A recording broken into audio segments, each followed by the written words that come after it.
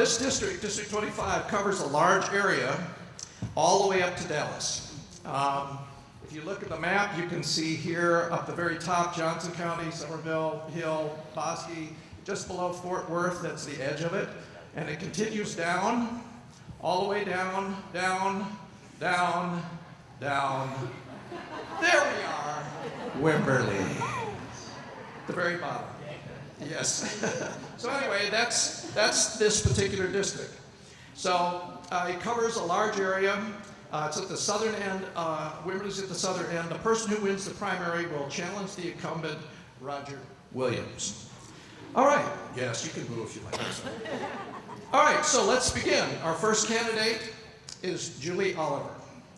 Julie is a native Texan healthcare advocate who was appointed by the City Council to serve on the Board of Central Health, where she is a vocal champion for transparency and accountability. She fights for low-income and undeserved communities who need health care the most. Her background in healthcare finance, taxation law, and day-to-day experience with multi-billion-dollar budgets and sophisticated fiscal action plans make her a formidable opponent to Roger Williams. Most importantly, she's a loving and dedicated mom to her 4 kids and wife to her husband, Matt.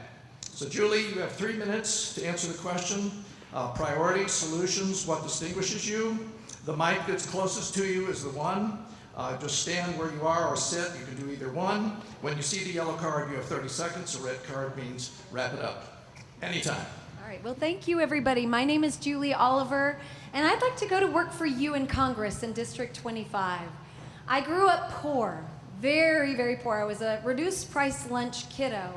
And at the age of 17, I became a Medicaid mom. So you're looking at the former face of a Medicaid mom. At the age of 24, my mother moved in with me. She was 65. She was struggling with a chronic illness that eventually took her life. So when Congress came after health care for the poor and elderly, sick kiddos, the disabled, that lit a fire in me, and I knew I had to run. I'm an attorney with 20 years of taxation and healthcare finance experience, and I know that we can get everybody covered with healthcare for far less than we are paying now. The numbers absolutely work.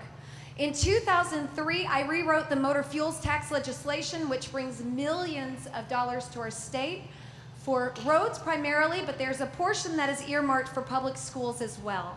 And yes, he mentioned I'm on the Board of Central Health. Some of my proudest work of late is with that board. I have advocated giving a community that has been asking for 11 years for a medical clinic in Del Valley. I've advocated for that, and we have that in our budget in 2018 to provide a medical clinic out there. So why am I running? I'm running because I want health care for all. I want equality under the law for everyone. I want public schools that lift up our kids. Comprehensive, smart, and humane immigration reform, clean air and water. And quite frankly, I want a country we can be proud of. So I want to see us get rid of unaccountable dark money in our politics. I am committed to transparency, so I brought my tax return and I've been bringing it to every event I go to. Yes. I will put it on the table in the back so that y'all can view it, and you'll see that I am not going to Congress to get rich. I will share this with you every year I'm in office. When looking for a candidate, not only for the primary, but for the general election, I think you need to consider the following. Somebody with a compelling life story, and that is me. I'm a pull yourself up by the bootstraps kind of girl. Again, grew up very poor, put myself through college and law school. I think you want someone who can appeal to a broad cross-section of voters, including our orphaned Republicans and independents. 3, you want someone who can speak to the issues that are facing our nation right now credibly. I can do that. I have a background in taxation and have a background in healthcare finance. I can challenge Roger in these areas. And then finally, you want someone who has a political movement. I have got such an incredible field operation, a team of volunteers and people who have joined our campaign, and that's what they're looking for. They're looking to be part of something that will change our country for the better, change our country positively, and move us forward. And if you would like to be part of that movement, I would very much welcome your support in March and again in November. Thank you very much. Oliver2018.com. Thank you, Julie.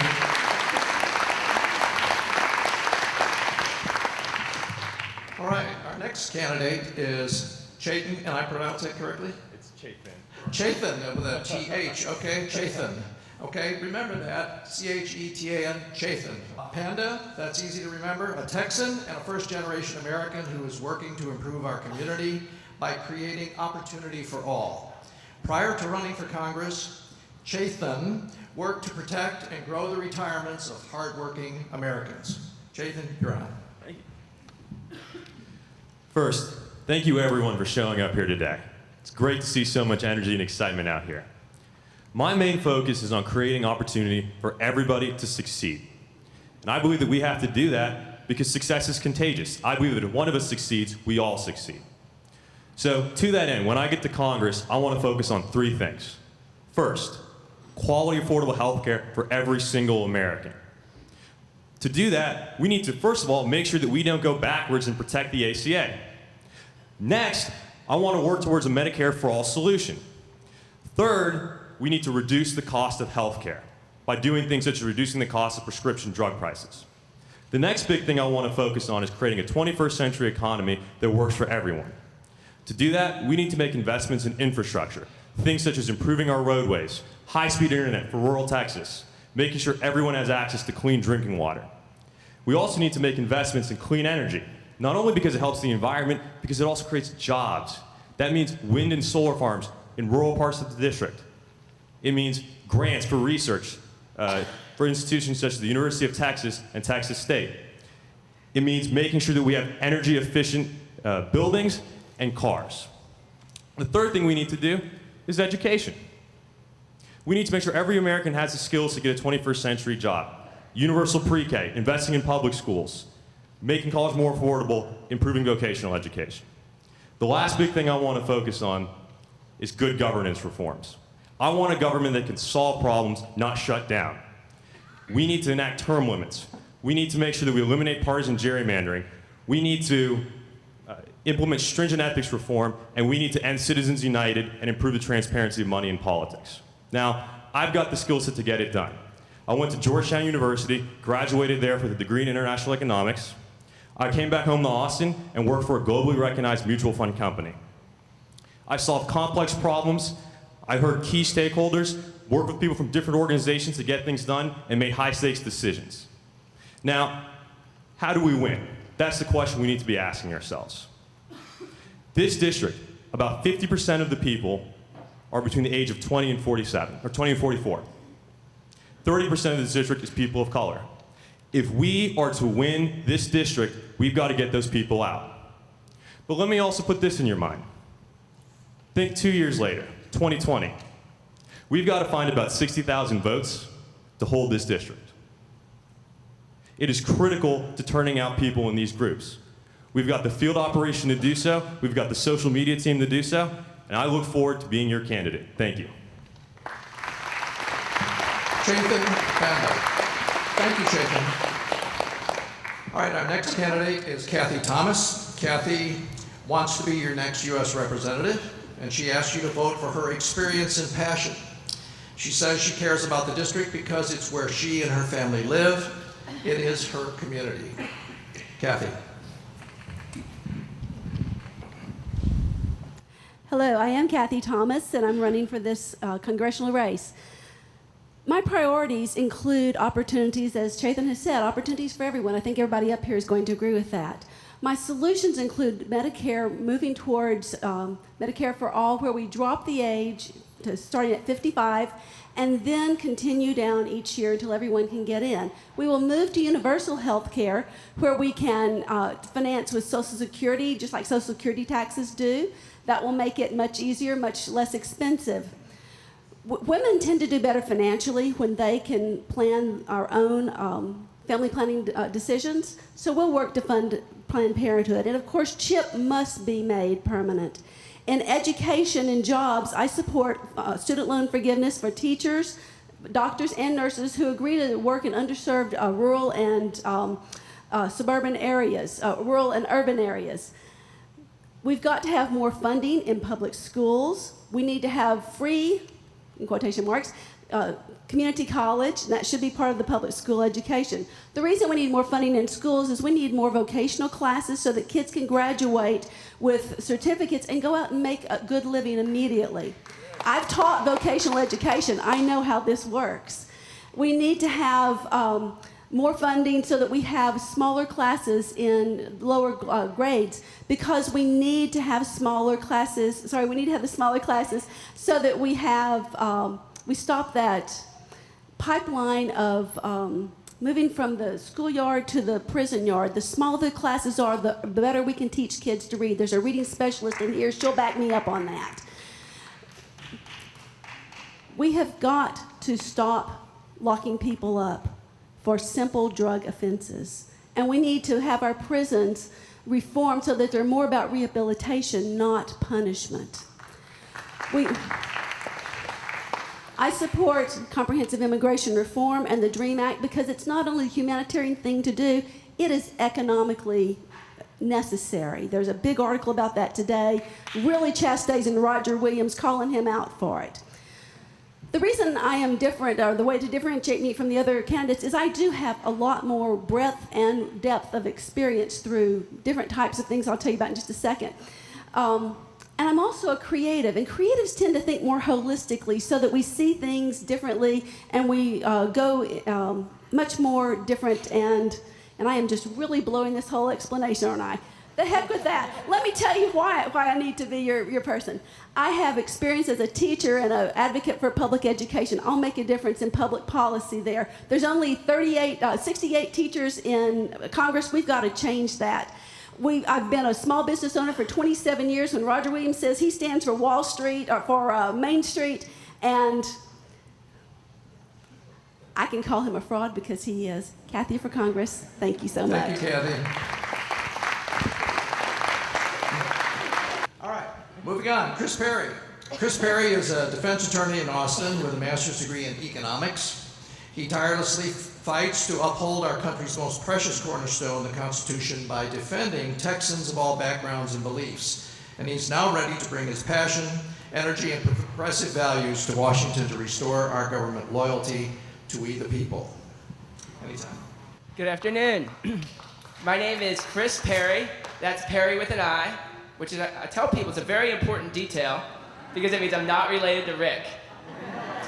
I've earned my law degree at the University of Texas, subsequently earned a master's in economics, and for over a decade, I've been a defense attorney in Austin, protecting the constitutional rights of those accused of crimes. I believe that the amount of money people make, the color of their skin, should not determine outcomes in our criminal justice system, and it should not determine our voice in government. As a community leader, I have established and supervised a free law clinic at the University of Texas where I've helped hundreds of people who can't afford lawyers clear wrongful arrests from their backgrounds so they can get jobs and housing. Now, there's a lot of issues that mean a lot right now. Healthcare, environment, education, I could go on. But the issue that permeates it all is that big money and corporate interests have hijacked our democracy. Since the 1970s, we stopped enforcing antitrust laws, possibly because we were seduced by that alternative economics of Robert Bork, both Democrats and Republicans. And that has led to, despite our economy quadrupling in size since the 1970s, the bottom 50% of wage earners haven't shared at all in those gains. And at that time, as the corporations got more power, they gained an outsized influence over our politics, with the final dagger being the Citizens United opinion, allowing them to spend an unlimited amount to influence the outcome of our elections. And now these corporate bigwigs act like puppet masters, pulling the strings on our elected officials. Well, no wonder so many people are now disengaged from politics. No wonder that 50% of Texans are registered non-voters. We have to start motivating them to vote, and it starts with bringing trust and accountability back to our government. So I propose we give our antitrust laws teeth, start breaking up these corporate monopolies to help small businesses and invest in people. End partisan gerrymandering so that the voters choose their representatives instead of the representatives choosing their voters. We also need to have campaign finance reform, including ending Citizens United and public financing so that ordinary citizens can be candidates. I am the most viable candidate in this campaign. We have taken corporate money out of politics, and this people-powered campaign has gotten excited about this message. So excited that we've raised more money than all of Roger Williams' past opponents combined. We've been endorsed by every organization that has a formal endorsement process, and we have the campaign infrastructure from a full team of field in Austin, making sure we get the face-to-face contact, to a rural outreach coordinator coordinating our neighbor-to-neighbor campaign. This is the most important election of our lives. We're at a rendezvous with destiny. Join me in building a stronger democracy. Thank you. Thank you, Chris. All right, our last candidate for U.S. Congressional District 25 is West Hansen. There we go. West has lived and worked in what is now the 25th Congressional District for almost 2 decades. A passionate Democrat, West has worked in the public and private sector and paddled the entire 4,200-mile length of the Amazon River, certainly demonstrating that he not only has the stamina to win this race, but to serve as an active member of Congress. West. Thank y'all very much. Okay, 3 minutes. Here we go. Y'all have done a great job so far. I think we're going to do well. The fact that y'all are here today is just proof positive that there's a huge blue wave, and we're all going to ride it, and we're going to take over Congress. That's the minimum we're going to do. It's because of y'all. It really is. We're just riding with y'all. The 5 things that I'm going to bring up as priorities today: affordable health care for everybody, fighting for and supporting women's rights and those people who have been disenfranchised by the systems, proactively addressing climate change, getting us back into the Paris Accords and fighting carbon footprints, immigration reform, smart immigration reform, not just blatant amnesty, but actually a path to citizenship, getting a Democrat elected to Congress. That is a huge priority because none of these things are going to be accomplished unless we get there. We need the numbers. So we need to bring someone to the election, to the general election, that is electable throughout the entire 25 congressional district. How I'm going to do these? For health care, I'm going to systematically expand Medicare, one demographic at a time. First, we're going to get people in the Veterans Administration who aren't getting the services they need, the option for Medicare. Then we're going to move to teachers. Teachers' retirement system in Texas works for some people, doesn't work for other people. Let's expand it, give people the option for Medicare. And then I'm going to drop it 5 years at a time for people's eligibility for Medicare until we slowly and pragmatically expand Medicare for the whole nation. It's a system that works. Everybody that has it likes it. Let's make it available to everybody. Then thank you very much. I'm going to repeal the Hyde Amendment. The Hyde Amendment is an amendment that blocks reproductive health care on racist and socioeconomic lines for women that aren't able to pay for their own reproductive care and don't have insurance policies that cover it. We need to get rid of the Hyde Amendment. That's the first and foremost thing we need to do. I'm also going to get rid of the non-disclosure and the mandatory arbitration laws that keep people from protecting their rights in the workplace. I'm going to fight to get the EPA back up to speed, protect the Clean Water Act, and I'm the person that's most viable candidate because I've worked throughout the entire district building barns. I have relationship with people on both sides of the aisle, and I can speak their language. So I really appreciate y'all's vote in the upcoming primary, and let's go ahead and take back Congress. Thank y'all very much. Thank you, Wes. Okay, now we move to the Q&A portion of the forum. If you have a question, and don't come running up yet, if you have a question, come up to the microphone. For safety, no more than 2 people up here at a time. I don't want to have a long line of people pushing and shoving and so on. All right. So please remain in your seat until it's your turn. 2 people can come up, and then when one person leaves, another one can come up. Please say your name so we know who you are, and limit your question to 30 seconds. We don't want preaching. We want a question. Candidates, please let me remind you to limit your response to 1 minute. Audience, you may question a specific candidate, but other candidates can also respond to that same question, all right? And they can elect not to as well. So, we need a questioner, someone with a question. We ready? The microphone is right here. I'm Larry Landaker. Thank you all for your good presentations today. This is a seat we cannot lose, must not lose. So my question is this. You've all laid out your policies and your ideas. How do you beat Roger Williams? With all respect to you, Kathy, he beat you by 60,000 votes the last time. How do we overcome and bring more people into this campaign and win? And I ask that question of all of you. Or as many Okay, as this time, just in moderator the will interest allow. of fairness, we'll begin with West and go that way. Thank you very much, and that is a great question. Well, one of the reasons I got into this campaign was because of the blue wave. I mean, look at this. We would not have seen this last year, right? I mean, everybody is out there. Blue wave, exactly, very good. I think that's much more significant than the media is presenting. With this blue wave in the 25th district, we're going to be able to get the vote out that we didn't necessarily get out in the past. We've got new voters out there we're registering. We're going to get them to the polls. That's extremely important. But also, we've got a lot of disillusioned people that aren't necessarily a part of a party or aren't necessarily following our wave. I can appeal to these people, that are kind of somewhere in the middle, they not really know what's going on. I've worked in the rural areas of this district. I think along with our blue wave, we're going to be able to pick them up and bring on, because they're disillusioned with what's going on with the quagmire in Congress as well.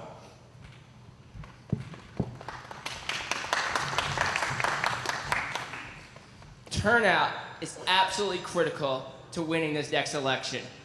We're seeing in Virginia, New Jersey, Alabama, numbers similar to a presidential year. If we get those types of numbers in 2018, we will beat Roger Williams. In urban areas, it means having that progressive message that tells people that we are going to return government to the people and we care about listening to their concerns and getting them out there to vote. In the rural areas, which are historically red here in District 25, we have to focus on hyper-local issues. Get away from the partisan divide. The partisan divide is tearing people apart. So when I go out there, when I'm in Lampasas, I talk to them about the AT&T monopoly that's making their internet slow. And that's an issue that permeates whether you're Republican, Independent, or Democrat out there. They don't like the monopolies, and they want their internet to be faster.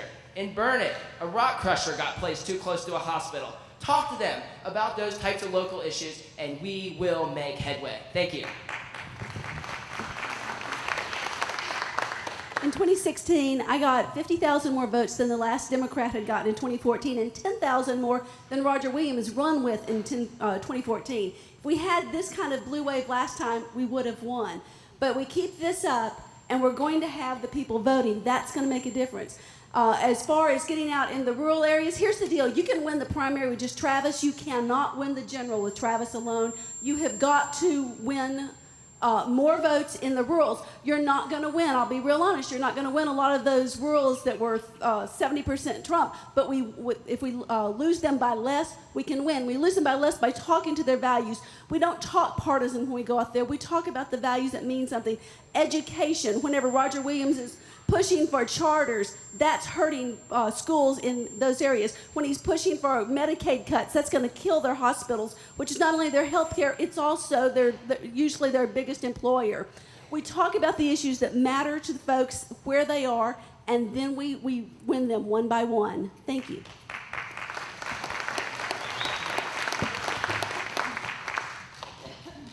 Well, hello? Hi. Sorry about that. So 2016, I think, was a clarion call to say, we need to try something different. I am something different.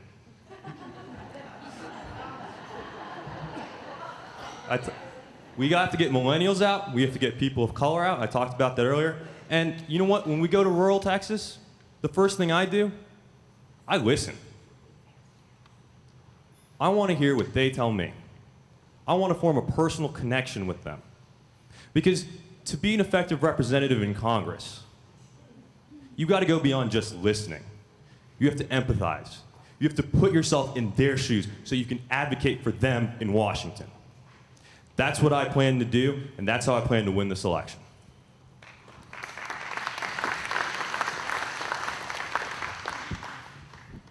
What all the candidates have said up here is absolutely true. We have to speak the language of the rural communities.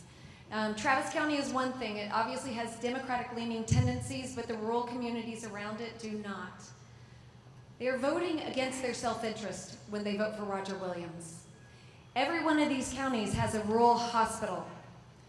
And when you have a rural hospital that is funded primarily, and they are funded primarily Medicare and Medicaid, 70+% of their funding is Medicare, Medicaid.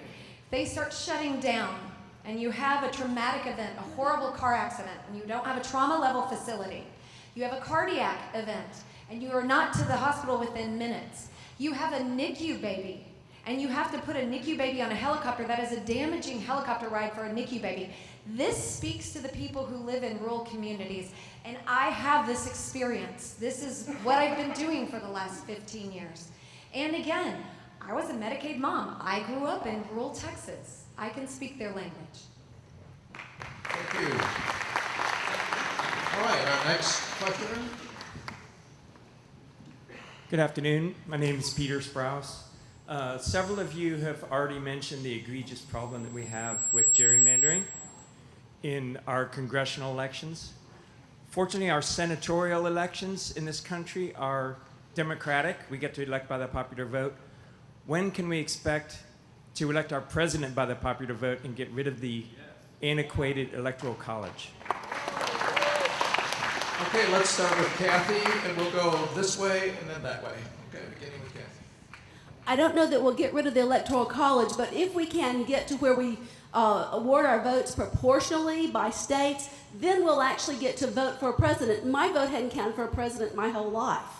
So what we have to do is say if Texas went 60-40, then we split those votes 60-40. We have to be very careful that they don't say, well, we're going to do it by congressional districts, because when they do it by congressional districts, they gerrymander them and we get, not a fair shake after all.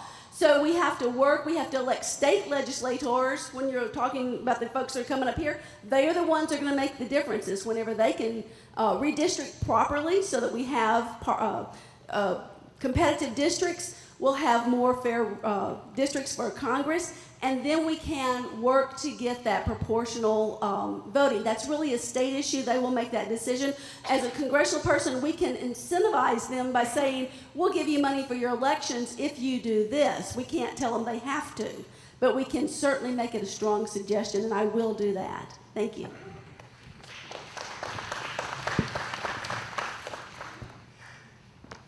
To get the Electoral College eliminated, obviously we need a constitutional amendment, as Kathy said. And how to do that starts with getting people off the sidelines of political discourse and voting. Y'all are doing it right now. So what you have to do is, each of you has to go home and get 2 or 3 people that haven't been voting to go vote.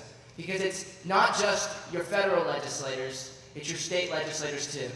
And it's time to stop allowing just an establishment national party to do all the determinations of where the money goes. We got to do it at a local level from the bottom up, like we're doing right now. If we can flip District 25, for example, and we have all the energy down here doing that, I guarantee you similar things are going on in the rest of the state and the rest of the country. So worry about our backyard, worry about getting the vote out here, and give the money to progressive candidates that you believe in, that you know, that you've seen face to face. And then we will have that progressive blue wave that brings the change we all want and need. Thank y'all.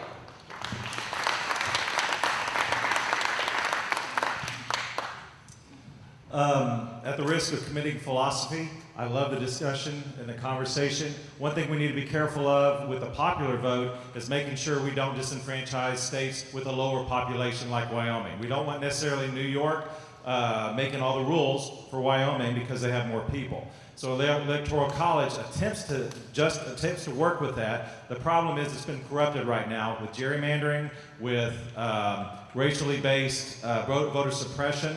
If we take care of these laws, then we can work towards a more popular representation of the people. I think it's a worthy goal. We need to make sure that we fix the gerrymandering first, get a uniform system of registering to vote across the nation. Alabama has it. Why didn't Texas have online voting?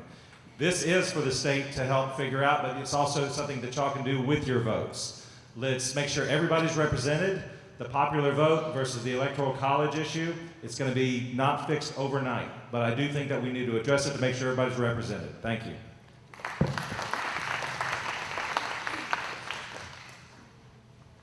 We need to give the Voting Rights Act its teeth again. In 2013, Section 4 of the Voting Rights Act was ruled unconstitutional by the Supreme Court.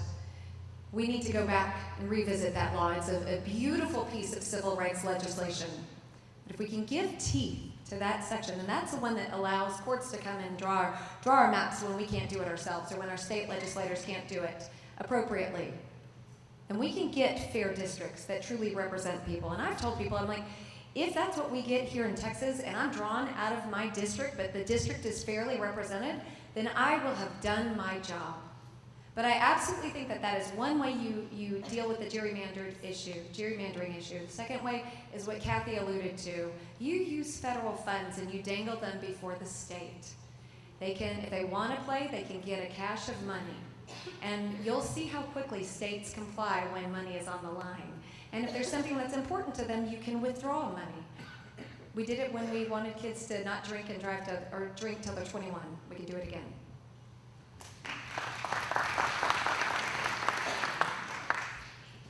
This is a question of fair representation.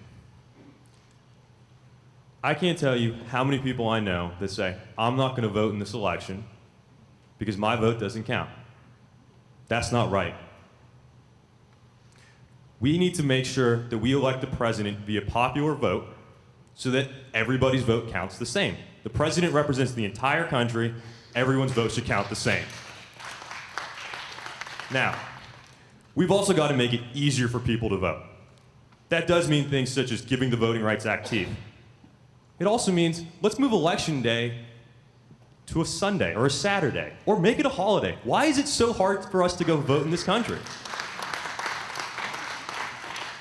We should look at things like online voting. We should look at more expanded voting by mail.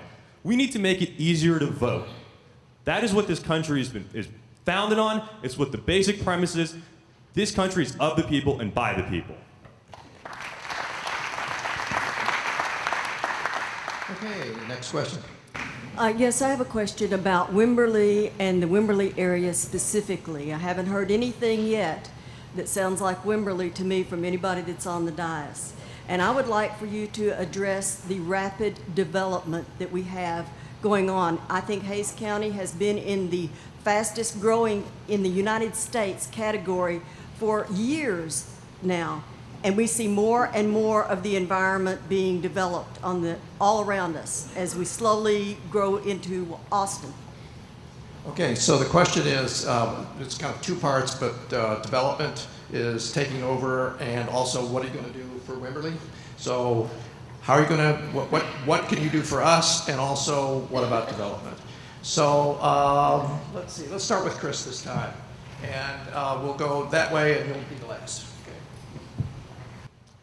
Well, I think we all saw with Hurricane Harvey what happens when you have such unmitigated development and allowing it to just go off crazy like that and not have any green space. You get the types of floods that we saw in Houston like that. So what we have to allow is allow our localities to make their own decisions and to allow to restrict development, because what's happening too much right now is that the states, this goes back to my original theme, the big money and corporate interests sink their teeth in and say that you can't do anything to restrict development. So we have to start saying that let's allow the city council in Wimberley to make a decision that we are going to restrict development and allow them to do that. And that starts with getting that corporate money out of politics. So we really need to do that in order to save our environment and protect our people here. Thank you.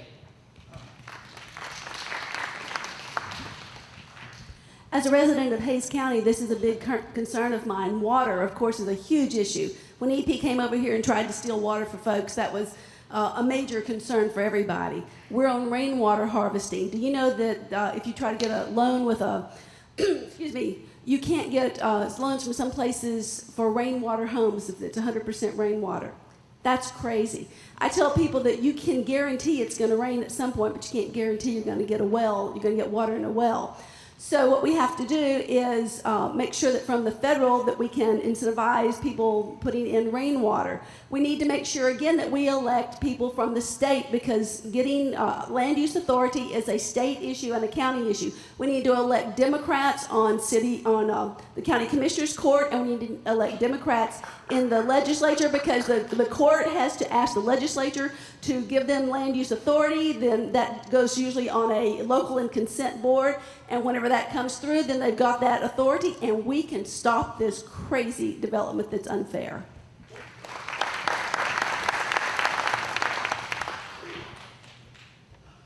This is a state and local issue, but you know what the federal government can do? We can enable states and localities to take control of their development. One thing I want to do is have the federal government provide technical assistance and money for communities to come up with community development plans, and then give them the resources to execute on those plans. We also need to make sure that we have water conservation grants so that people know how to develop using water smartly.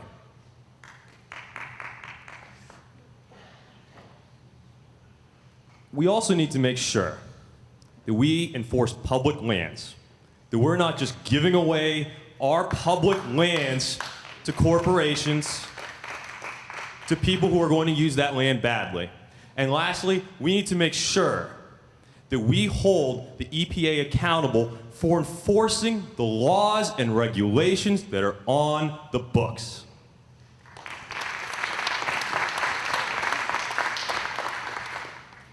Wimberley was unfortunately part of a horrible flood 3 or 4 years ago. I have a friend who lost family members in that flood. And as Chris mentioned, when you have overdevelopment, when you have too much concrete and the earth cannot absorb the water that's being poured on it, and you have these crazy cycles of environmental disasters, we have to start at a federal level doing what we can do. There's so much at the state level, and again, you'll be able to ask some of these questions to the state candidates, but we have to allow the EPA to do its job. But I also believe on a bigger scale, we need to vote on and legislate carbon. So I am in favor of a carbon fee and dividend, where you tax carbon on the front end, $15 per metric ton, and then you reimburse that to every household in America. So that will encourage environmentally sound behaviors. So, thank you.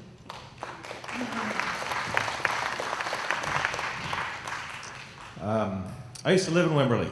Back in college, down Flat Acres Road, I lived in Henry Howell's land called Little Arkansas. Some of you folks have been here a while. When I was a student at Southwest Texas State University, home of the Fighting Bobcats and the Mighty Bobcat Band.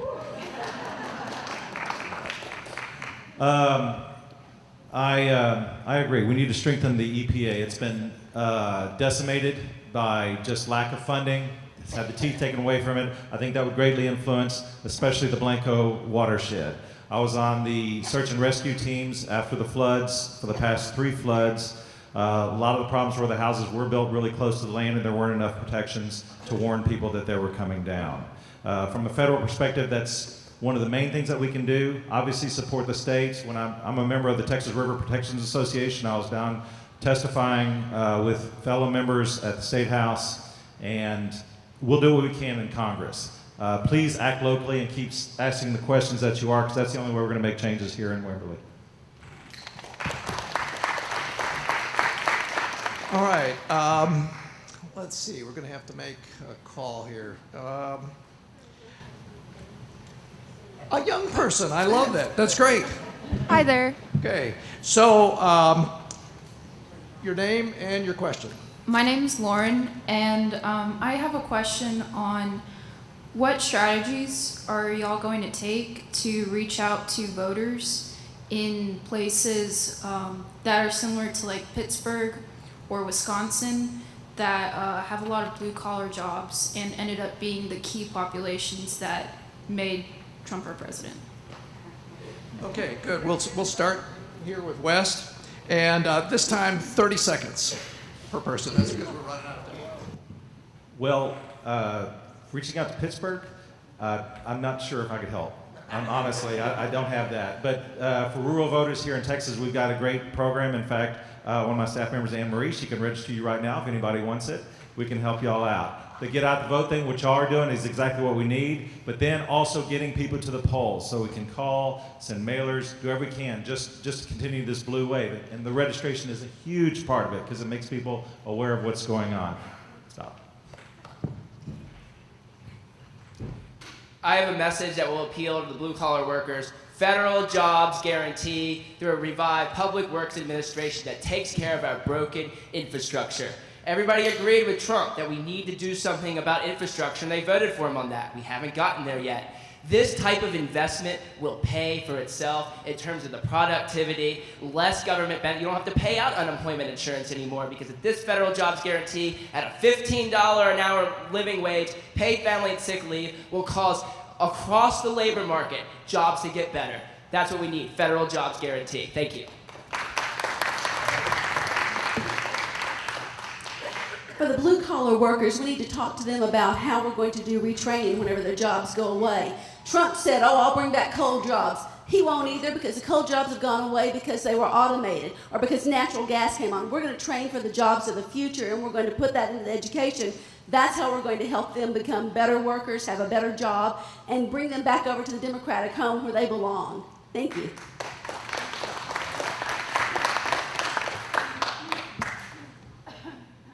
I understand the economy, but I also understand that we cannot give up on any American. We need to make sure that every American has the skills to go out and get 21st century jobs. That's why it's worker retraining programs. That's why it's high-speed internet so that everybody can get access to the digital economy. That's why it's investing in infrastructure and investing in clean energy. We can create jobs, we can create further economic development, and make our country more prosperous.